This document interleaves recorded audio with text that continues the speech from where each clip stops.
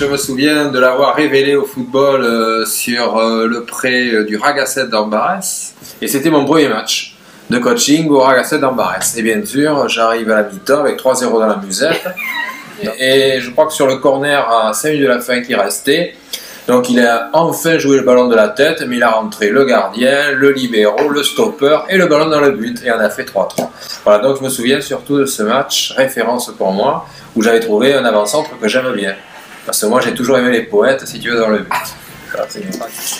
Est-ce que tu te souviens de ce match à la Bastidienne, ou non, chez nous contre la Bastidienne, où Eric avait eu quelques amabilités avec le... Les amis. Et c'est vrai qu'il y avait eu quelques brassées qui étaient sympas quand même. Hein. Il y avait de franches accolades d'amis avec jeté de confetti à l'ancienne. Donc ça avait été une partie, c'est vrai que mémorable. Dans les annales du bac... Le pif paf pouf était de sortie. Ah oui, c'était un petit match. J'ai l'impression que c'était le Port-Gelège. Et parle-moi d'Eric Becquet, le footballeur, parce que là ce sont des anecdotes sympas. Ah. Alors, moi, ce que j'aimais chez Eric, c'était ses statistiques personnelles. C'est-à-dire qu'il était à 100%, tout le temps, sur le terrain de foot. Ah oui. Ah oui, tu lui mettais un ballon dans la surface de réparation, il cadrait à 100%, il mettait toujours la cadre dans le but. Par contre, si tu lui donnais le ballon à l'extérieur de la surface de réparation, il mettait à 100% à côté. Ah oui. C'était le spécialiste, si tu veux, du 100% balistique. Bon, donc... Moi, je me souviens de cet avant-centre qui savait faire le 1-2, mais sans le 2. C'est excellent. Et en fait, Becquet, à la base, c'est un garçon qui arrive de Bourgogne, qu'on a vu arriver au bec un soir, je ne sais pas si tu t'en souviens, ouais. Un grand avec un sac. Il est arrivé l'année avant moi, je crois. L'année avant toi? Oui. J'ai cru qu'il allait faire une carrière à Dugarry, et puis en cirant tous les bancs, tu vois, d'Aquitaine et de la Cube. Et puis finalement, il s'était ressaisi.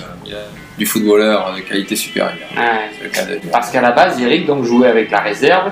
Il était entouré de Pinot, de Steve et de VV. Ah, et puis... Là, il brillait ou pas? Ah oui, là, mais vous ne pouvez pas le lâcher. Vous pouvez pas le lâcher. Eric, c'est comme un phare, en fait. C'est un phare, et quand on a besoin de sa lumière. Tout à fait. Donc, c'est dommage, c'est que si tu veux, il n'y a pas eu de vidéo à l'époque des matchs, parce que maintenant, on les montrerait à l'école de foot du Bec, et là, ils verraient ce que c'est un vrai footballeur. Un vrai chasseur, un vrai tueur d'écureuils. Coach, toi qui connais bien donc, toutes les méthodes de coaching, etc., quels sont les conseils que tu pourrais donner en ta qualité d'homme et surtout de coach, que tu pourrais donner à Ludivine futur Becquet? Moi, je crois qu'il faut que ça accroche au short et on fait ce qu'on appelle un marquage impitoyable. Là, il faut que ce soit une poutre. Que le Becquet il soit bien serré et il bouge plus. Et là, je pense que là, elle aura fait son match. Et parce qu'il cherche à faire une équipe féminine au Bec, notre ami.